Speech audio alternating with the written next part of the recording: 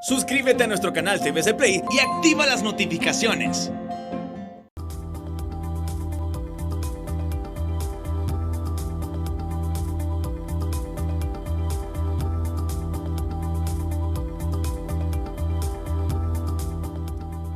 Hola, ¿qué tal? Es un gusto saludarles una vez más en Al Banquillo. Nuestro compañero y amigo Rosendo García continúa gozando de vacaciones. Estamos listos nosotros para iniciar un diálogo más. Hoy nos acompaña el sociólogo por más de 3 décadas, catedrático universitario, tiene una maestría en demografía y otro en tecnologías de la educación. Es el licenciado Pablo Carías, a quien saludo. Es un gusto saludarle en Al Banquillo, don Pablo. Gracias por estar con nosotros. Muchas gracias, Aldo, y qué bueno estar ahí con usted a través de este medio tan escuchado y tan popular en la opinión pública nacional. Y además con un tema que usted lo anunciará, que me parece muy relevante.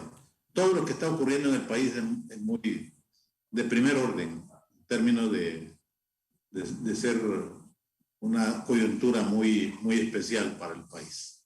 Totalmente, y vamos a hablar sobre algunos problemas complejos que se han venido generando en el país, pero hay un tema que por supuesto me interesa enfocar con usted, y es este apuro legislativo, le llamo yo, de aprobar leyes, aprobar reformas en el Congreso Nacional en línea. Es decir, hay temáticas, debates que deberían de profundizarse en el hemiciclo, y sobre eso quisiera hablar con usted. Antes, bueno, me pasaron información, usted originario de Soroguara, ¿verdad? Soy Soroguara, de San José de Soroguara. Sí, sí. Hay dos Soroguara, San Francisco y San José. Usted es de San José. Soroguara. Está a unos 15 kilómetros de Tegucigalpa. Yeah. Y a propósito, quisiera decirle que el alcalde tiene abandonada esa aldea. Una carretera, mire, esta es una carretera que tiene como más o menos unos 60 años, pero nunca la han podido sacar definitivamente. Todos los años le dan un raspadito y uno a veces cree que yo creo es probable que eso es un gran negocio, porque con todo lo que se ha hecho para estar reparándola anualmente, ya se hubiera hecho una carretera de concreto. Tendríamos la mejor carretera. Pero como que esas cosas se vuelven un negocio. La aldea está, y es una aldea muy productiva. Quiero decirle que de ahí llega a Tegucigalpa una gran cantidad de verduras. Tomates, pepinos, repollos, lechugas, apio, chile.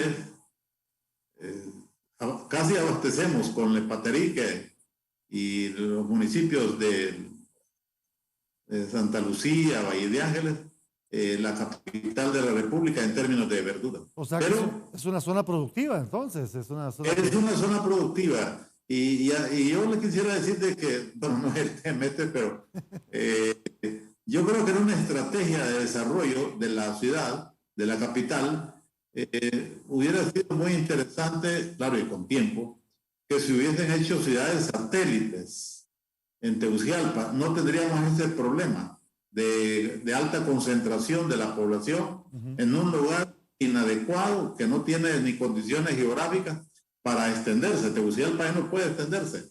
Si se hubiesen hecho ciudades, pequeños poblados, como ciudades satélites, digamos, en Guangololo, en Soroguara, Zamorano, por ejemplo, pudiera ser una opción muy bonita, interesante, pero bueno, aquí no hay idea, sí. no propósito. Sería hasta interesante la ciudad, ¿no? Porque tendría posibilidades de extenderse y sería muy original, pero no. Toda la idea es, y obviamente con una estrategia de desarrollo tan pobre como la que tenemos, donde se han abandonado las políticas públicas, la gente quiere venirse a Tegucigalpa, a un lugar donde ya no hay para poder construir. Y el resultado es que se ha construido en lugares donde uno nunca pensó estaba. Ujú. Y ahora tenemos toda esta situación de inundaciones, de, de deslave y de prácticamente de abandono, pues. Y hay unas 180 barrios y colonias de Tegucigalpa que los han declarado ya Sí, zonas de... en extrema Imagínense. vulnerabilidad. Sí. ¿Y va Sí. seguido por Soroguara usted, no? Yo sí voy porque, ¿cómo está cerca? Sí. Está cerca. Y algún día vamos a hablar de eso porque... Sí, entonces no abandona sus raíces. ¿Y usted de dónde es, Aldo? No, yo soy capitalino. Ah, usted es capitalino, ¿va? Tengo mis raíces de costa, pero soy más capitalino. No, Ah, pues yo soy de unas 3, 4 generaciones anterior a, eh, de la aldea. Claro, la aldea, yo con mucho orgullo digo, yo soy de Tegucigalpa, porque es una aldea de claro, Tegucigalpa. claro. Sí, sí. ¿Y por qué dejó la docencia? Más de 3 décadas Pues como es docente. que yo le digo a los muchachos que cuando yo llegué a dar clases en la universidad, los jóvenes me decían, usted le dio clases a mi compañero, a un hermano, a un pariente cercano. Pero llegó un momento que ya me empezaron a decir, mire, usted le dio clases a mi papá. Ya que mucho. Pero ya lo último que no aguanté es cuando me dijeron, usted le dio clases a mi abuelita. No. De la universidad. Ya no puedo seguir dando clases. Con esa relación que establecían los jóvenes, yo creo que ya me van a empezar a ver en una situación ya de mucho cansancio. Que ya no daba clases, les decía yo a los alumnos, daba lástima. No, quería hacerle esa consulta porque, bueno, cuando uno conoce gente de su perfil profesional, de su formación, aspira que pues sigan en la docencia. Bueno, 3 décadas, poco más de... ¿Cuánto tiempo estuvo dando clases? Yo estuve dando clases 34 Sí, años. sí, sí, sí, bastante tiempo. Sí. Sí. Y tuve una vida que me ha generado mucha satisfacción porque muy productiva, Aldo. No lo digo para jactarme o para exhibirme, ¿no? Pero ocupé varias posiciones dentro de la universidad, no en la administración, pero sí, por ejemplo, lo que era el claustro pleno universitario, Profesores. Sí. en la ley orgánica de la universidad, después, y también en el consejo universitario de aquel tiempo, y de este consejo universitario de la nueva ley, la ley orgánica. Estuve en el sindicato, fui dirigente sindical, fui fundador, y eso me enorgullece porque fue una acción muy preventiva del Instituto de Previsión de los Empleados de la Universidad. Ujú.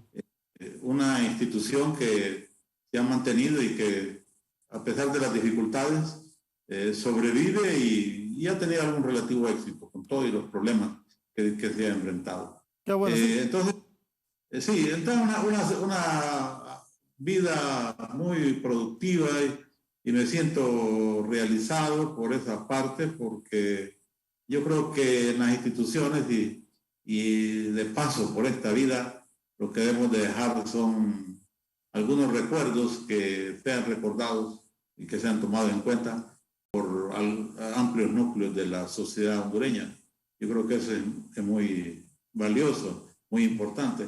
Entonces, sí, aparte de la docencia, ¿verdad?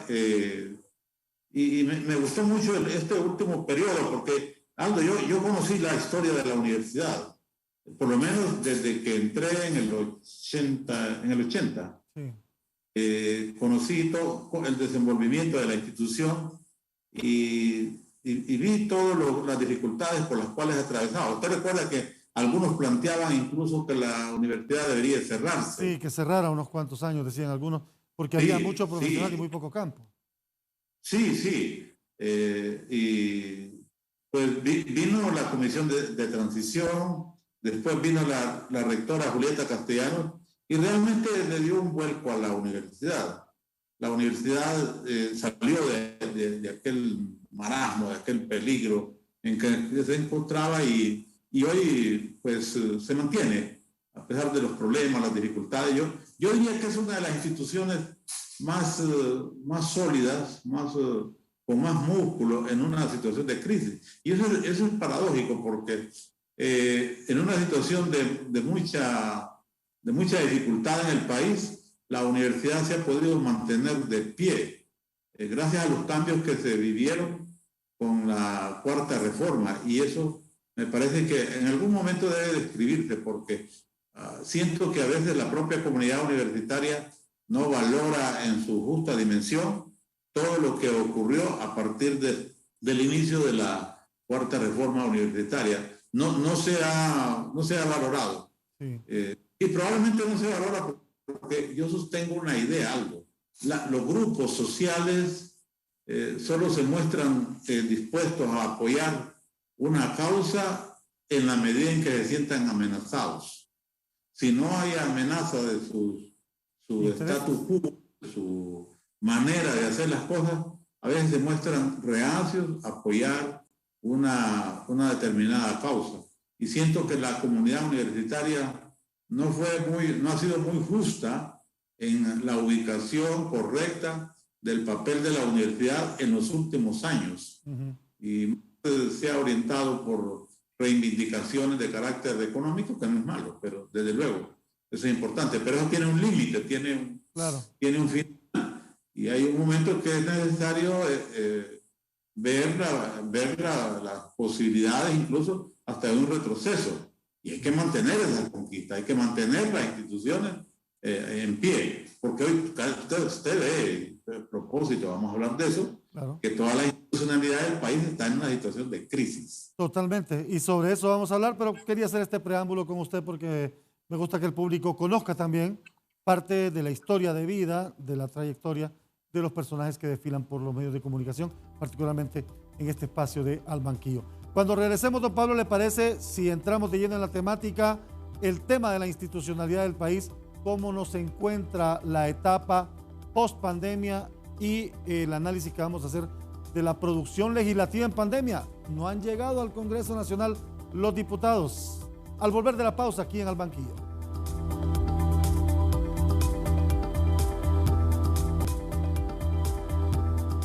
Estamos de regreso en Al Banquillo, el sociólogo Pablo Carías con nosotros en esta ocasión. Hablábamos antes de ir a la pausa, en ese preámbulo que hacíamos, el tema de la institucionalidad. ¿Usted cree que en estos últimos 2 años se volvió más frágil el sistema institucional del país de lo que ya venía siendo antes de la pandemia, don Pablo? Sí, y a propósito de algo, también esto deberíamos de relacionarlo con el año del bicentenario de la independencia, que había toda una programación ahí para hacer una celebración pomposa, y en todos los países de Centroamérica se estaba haciendo lo mismo. Incluso se nombró una comisión cuyo presidente, tengo entendido que renunció, no tengo conocimiento de las causas que explicaron la renuncia del presidente de esta comisión, que el Ejecutivo había nombrado para elaborar un programa para celebrar el bicentenario de la independencia, a propósito de la institucionalidad. Porque creo que incluso el tema que estábamos hablando previo a esto es muy relacionado con lo que tiene que ver con la creación de la institucionalidad. Recuerde que con la reforma liberal de Marco Aurelio Soto, realmente vino a crear, Marco Aurelio Soto creó la institucionalidad. El Estado prácticamente no existía antes de Marco Aurelio Soto. La guerra intestina, las guerras fratricidas, las guerras entre grupos económicos, entre facciones, después de la independencia, ¿verdad? Esa noche oscura de Centroamérica que se le llama desde 1821 hasta entrado ya a los años 60 y 70 del siglo XIX, con las revueltas. Cuando vino la reforma liberal de Marco Aurelio Soto, se creó la institucionalidad. Incluso la universidad, que era una universidad que estaba muy vinculada al clero, a la religión católica, a la Iglesia Católica, Marco Aurelio Soto la convirtió en la Universidad Central del Estado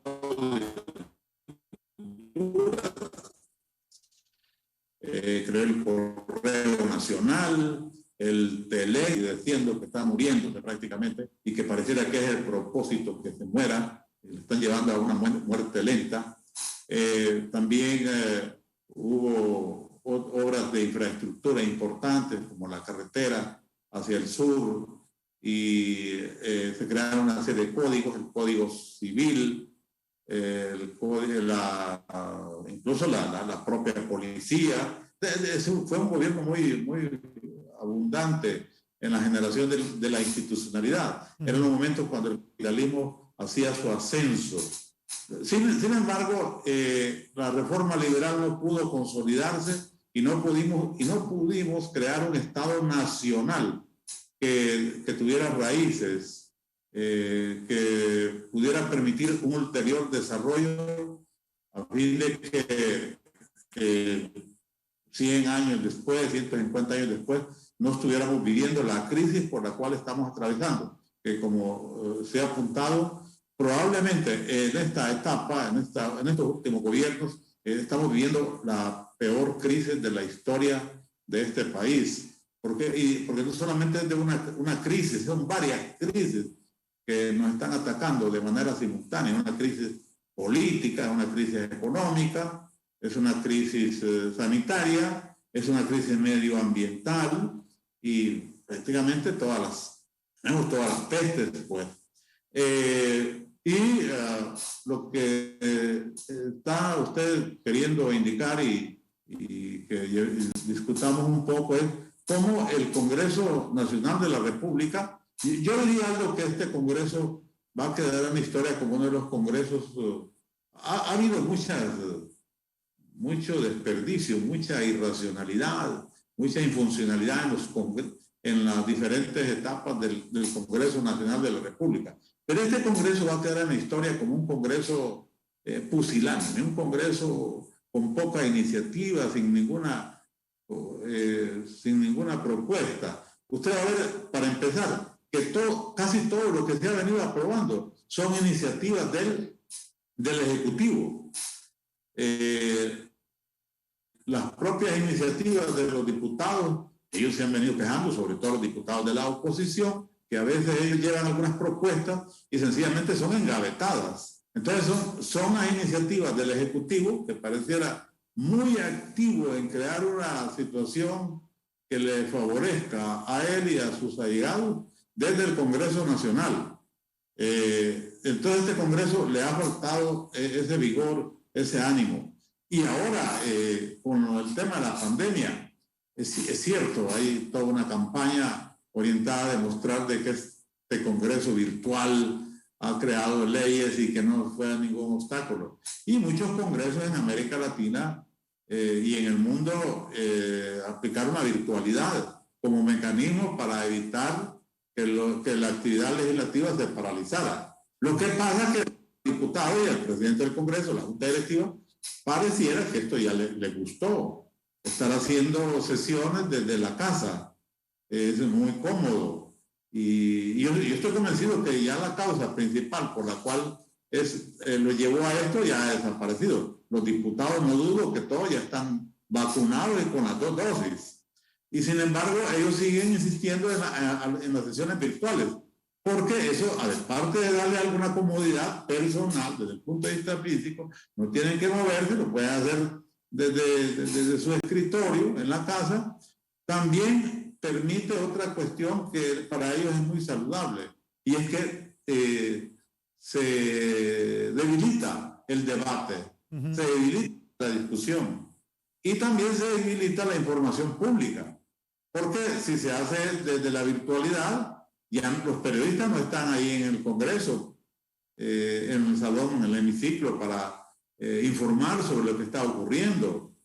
Que allí ocurrían cosas terribles de confrontación, de enfrentamiento, muchas veces enfrentamiento hasta físico. Yo creo que el Congreso ahora se siente muy cómodo, y además en el Congreso como se está desarrollando las sesiones, queda anulada, invisibilizada, a veces hasta la forma como votan los diputados. Y mire qué barbaridad, que incluso estos diputados, aun cuando las sesiones son virtuales, el otro día se estaba denunciando que apenas habían 80 diputados conectados a través de esta vía famosa de las nuevas tecnologías que se llama Zoom.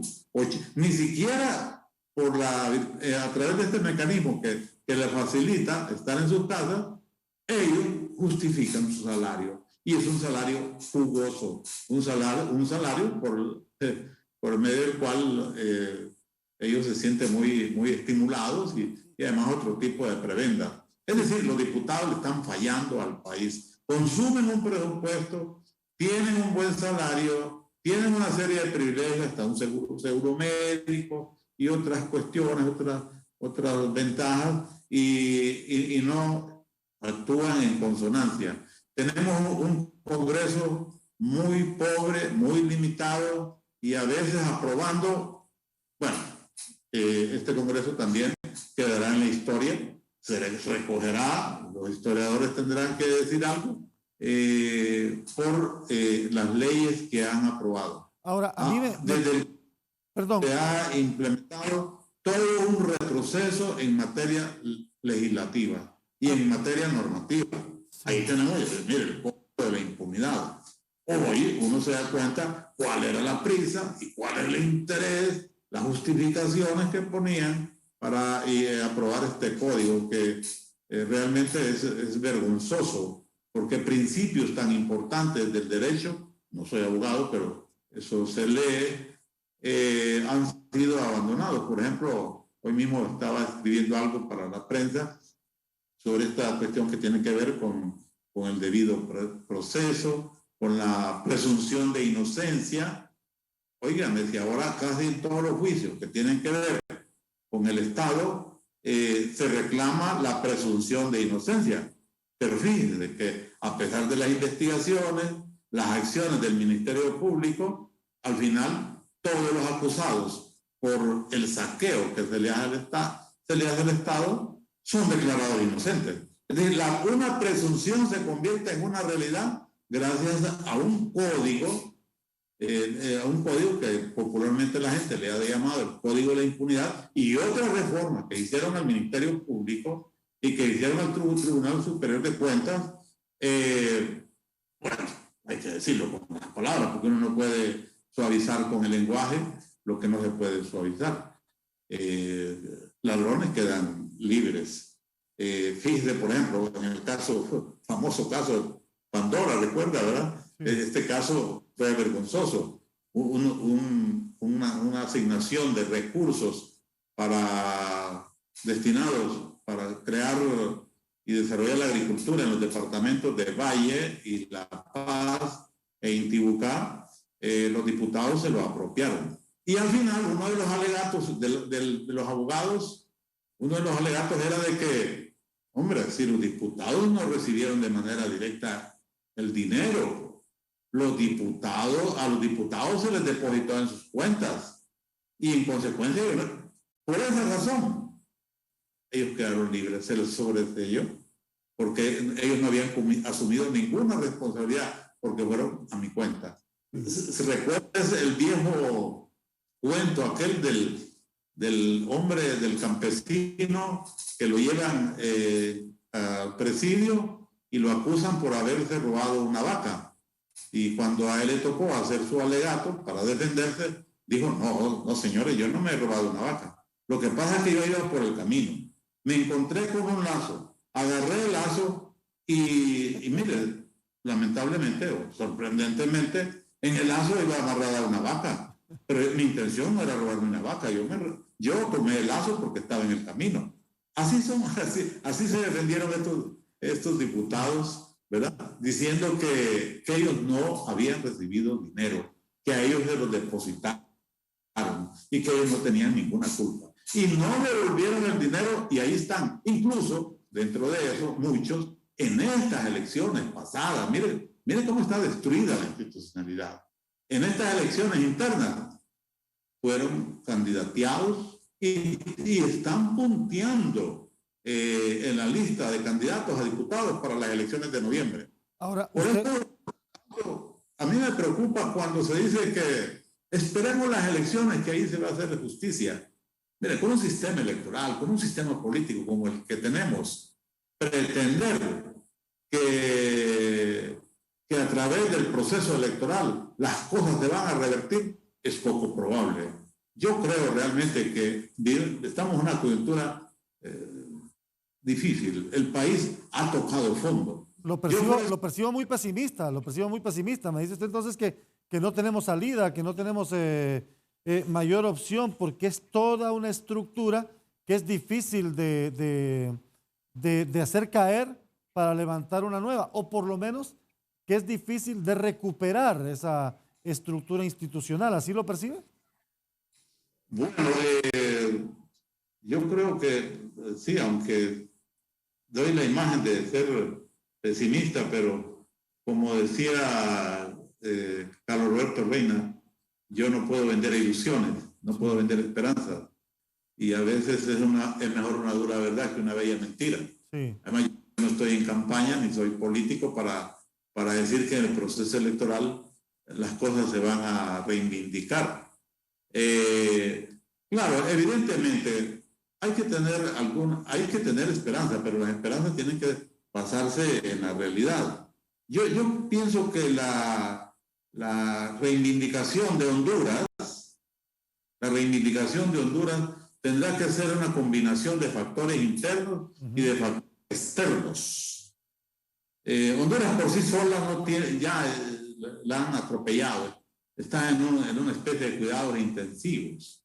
Yo tengo alguna esperanza que la comunidad internacional, ante delitos que empiezan a ser considerados como delitos transnacionales,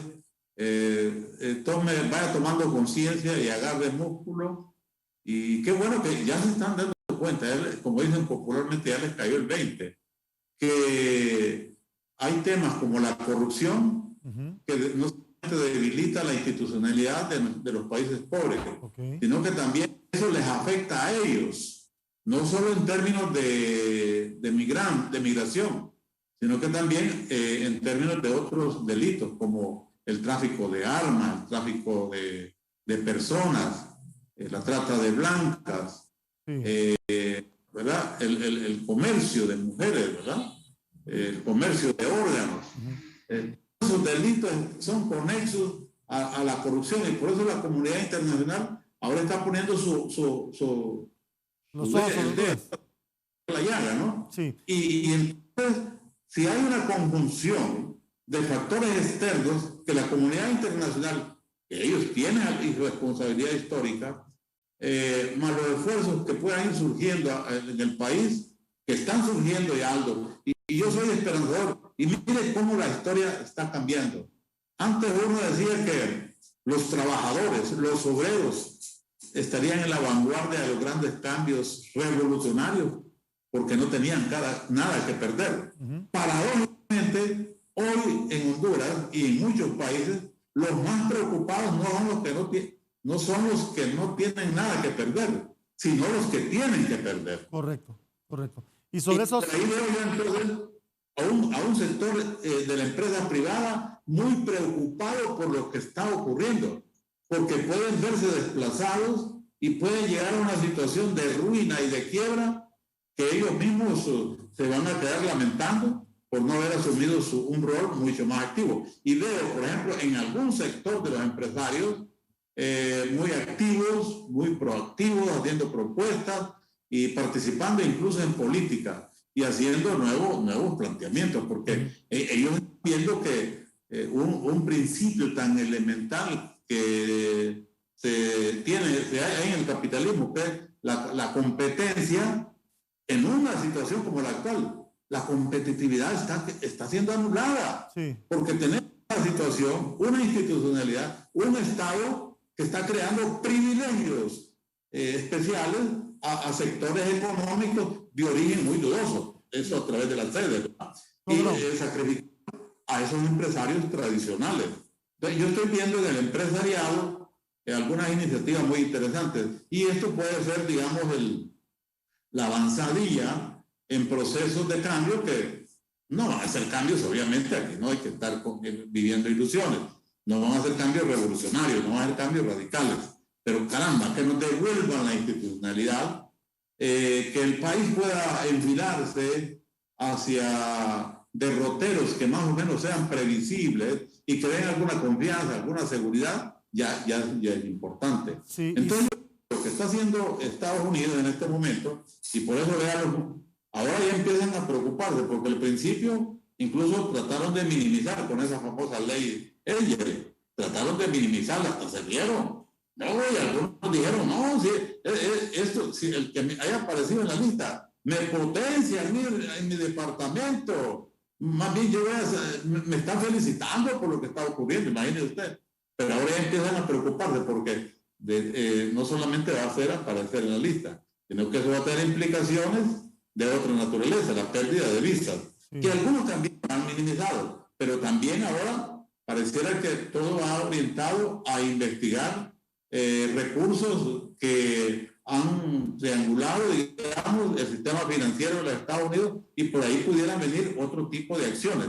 Y algunas ya las vio usted corriendo al CODE y pegando el grito en el cielo, porque Estados Unidos les está violando sus derechos humanos. Entonces, algo hay que tener alguna esperanza. Y sobre esos factores externos y sumados a los internos de lo que usted me hablaba, quisiera que me profundizara un poquito después de la pausa, porque es importante esta temática abordada desde su punto de vista. Estamos al banquillo con el licenciado Pablo Carías. Volvemos.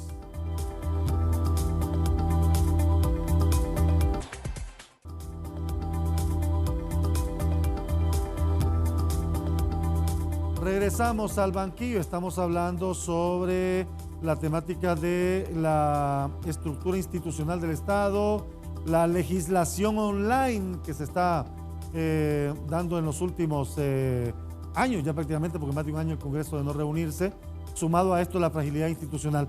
El licenciado Carías decía antes de ir a la pausa, hay factores externos que deben ayudarnos. Uno de esos, ya usted nos lo planteó, y es el hecho de que Estados Unidos está poniendo el dedo en la llaga en el tema de corrupción. ¿Qué otros factores externos deben combinarse con internos para que resurja o se fortalezca la institucionalidad? Que no estemos al borde del colapso, como muchos consideran. Sí, yo creo que los factores externos son muy amplios, porque no solamente es Estados Unidos, que dicho sea de paso, algo hay que decir una cosa. Tiene responsabilidad compartida con los grupos económicos y políticos de nuestro país. Fueron los que montaron todo el sistema institucional desde el siglo XIX con sus inversiones en la minería primero y en las compañías bananeras. Es decir, que lo que ellos hagan no solamente responde a las necesidades de ellos, también responden a una cierta responsabilidad, una cierta culpa que ellos tienen por lo que está ocurriendo en nuestros países y particularmente en Honduras. Sí. Pero también cuando Estados Unidos se mueve, usted sabe que no se puede negar, la principal potencia del mundo. Sí, lo sigue siendo a pesar del papel de China y de Europa. Claro. Pero cuando Estados Unidos se mueve, también se mueve Europa, también se mueve la Organización de Estados Americanos, también se mueve el sistema de Naciones Unidas, que tiene toda una normativa, a veces muy declarativa, pero que no actúan en consonancia con las necesidades que tiene nuestro país. Entonces, ¿qué es lo que ocurre? Los factores externos pueden ser, en determinados momentos, pueden ser decisivos en los cambios de estos países. Porque, mire, es un país débil económicamente. Sí. Su principal comercio lo realiza con Estados Unidos, cerca del 60-70% del comercio lo realiza con Estados Unidos.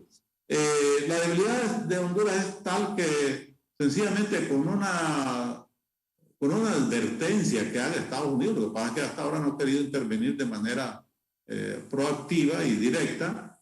Uno entiende que los tiempos han ido cambiando, pero bastaría con que Estados Unidos mueva sus músculos y señale algunas sanciones que pueden venir para el Estado hondureño en términos de actividades económicas, actividades políticas, actividades militares. Recuerden que ellos nos han formado nuestro ejército, ¿verdad? Y nuestras Fuerzas Armadas, Eso podría ser ya lo suficiente como para que amplios sectores de la sociedad hondureña pudieran reaccionar, pudieran levantarse, ¿verdad? Y generar de nuevo una cierta esperanza. ¿Y usted porque cree? hoy, en una sociedad globalizada, sí, es difícil, cuando hay problemas compartidos, es difícil soluciones individuales. ¿Y usted cree, y sobre eso, disculpe que lo interrumpa. No hay solución, no puede haber soluciones locales. Sí, disculpe que lo interrumpa. ¿Y usted cree que sobre eso, el papel que está jugando el enviado especial de Estados Unidos para el Triángulo Norte, don Ricardo Zúñiga, sería parte de esos factores externos que ya pretenden generar incidencia? Sí, sí, naturalmente. Yo creo que están en esa línea. Todavía con problemas, Aldo, porque todavía el problema ideológico para algunos funcionarios del Departamento de Estado de los Estados Unidos sigue siendo muy importante. Usted va a ver, por ejemplo, que en esa lista, Angel, no hubo mucha transparencia. Algún funcionario, probablemente algún asesor del presidente Biden, metió sus manos y estableció alguna diferenciación. Por ejemplo, en el gobierno de El Salvador, al gobierno de El Salvador, por toda la conflictividad que se ha dado, que no es muy profunda, pero ha habido choques con Bukele, se incluyeron funcionarios del gobierno salvadoreño. En el caso de no se incluyeron los colaboradores de Juan Orlando Hernández. Es decir, en este caso se le dio un tratamiento a Honduras diferenciado con respecto a El Salvador. Todavía Estados Unidos tiene un doble discurso ahí, que tiene que irse liberando de eso y ver realmente los temas de seguridad más como temas de seguridad, justamente como temas políticos, al margen de las inclinaciones ideológicas. Sí. ¿Por qué?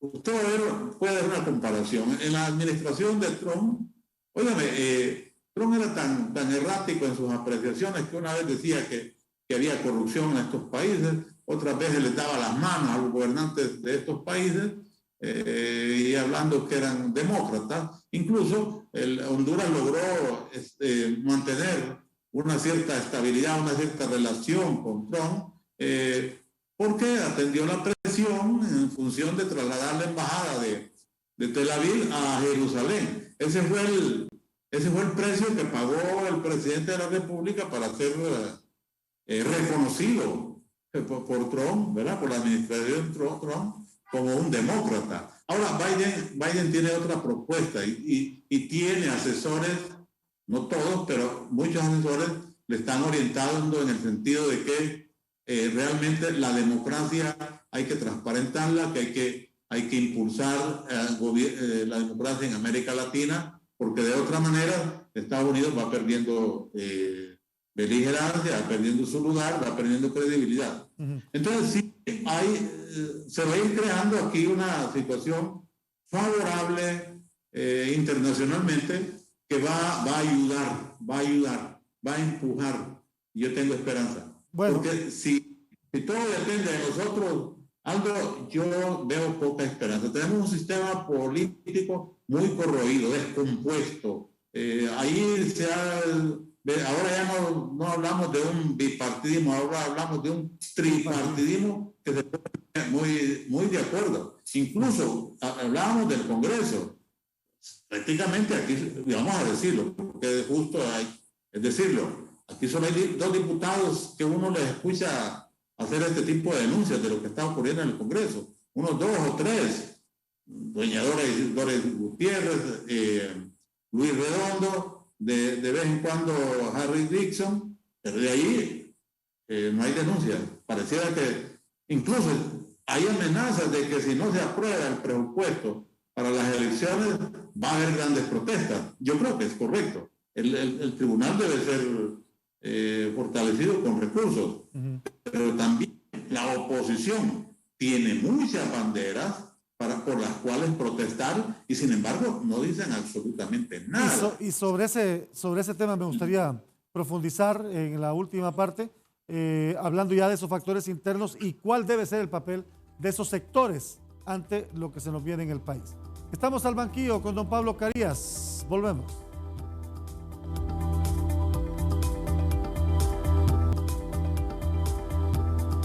Estamos de regreso en Al Banquillo. Dialogamos con el sociólogo Pablo Carías, analizando la problemática institucional del país. Así, un par de preguntas de sí o no, o de verdadero y falso, como la ponía usted a sus estudiantes. ¿Cree usted que el Congreso va a volver a sesiones presenciales? Pues no lo creo, no lo creo. Ya prácticamente el Congreso va a vacar en poco tiempo. Sí. Y la justificación del tema de la bioseguridad va a seguir siendo importante para los directivos del Congreso. Bueno, ya viene la campaña política y van a andar en campaña política.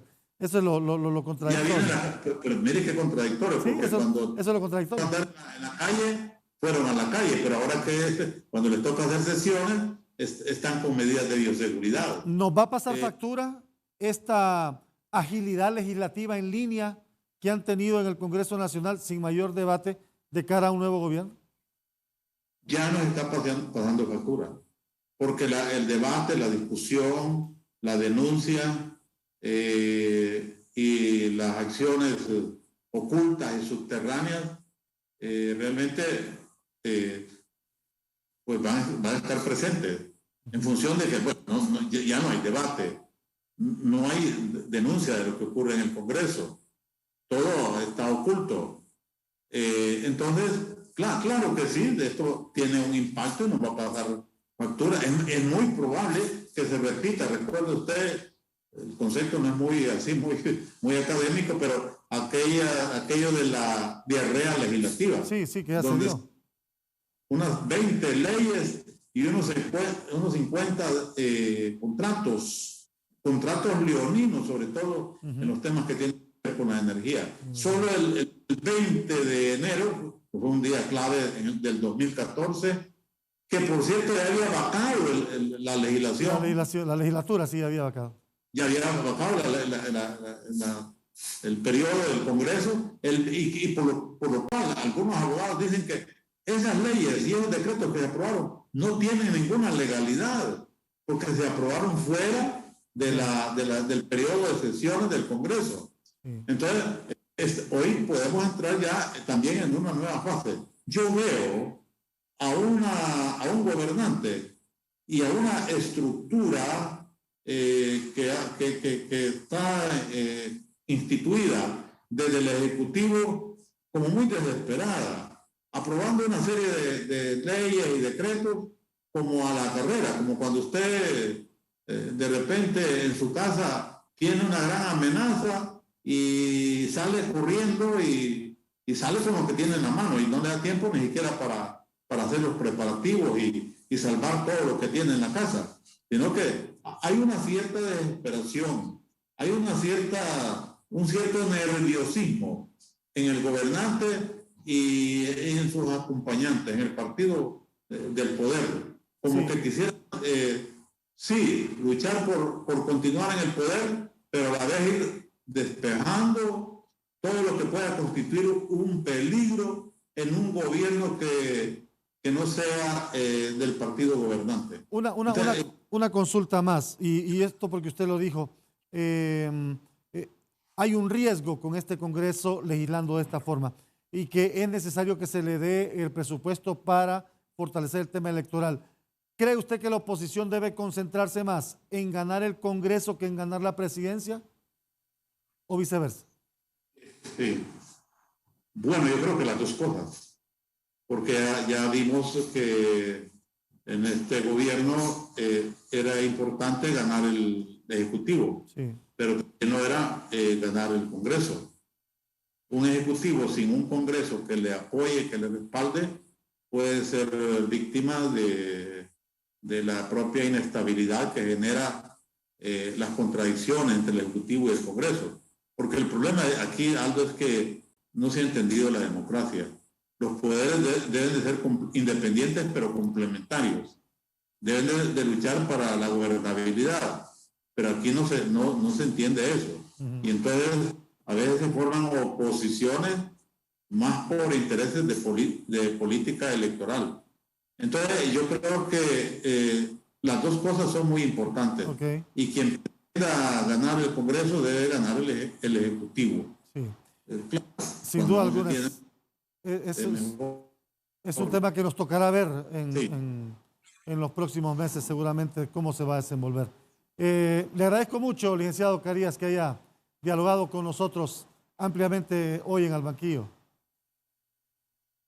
Y yo también le agradezco mucho a usted y, bueno, vamos a ver cuándo tenemos la otra oportunidad. Gracias, Aldo. Seguramente vamos a tener la oportunidad de seguir dialogando sobre este y otros temas que son de interés nacional. El sociólogo Pablo Carías con nosotros hoy en Al Banquillo. Gracias por su sintonía. Nos encontramos en la próxima.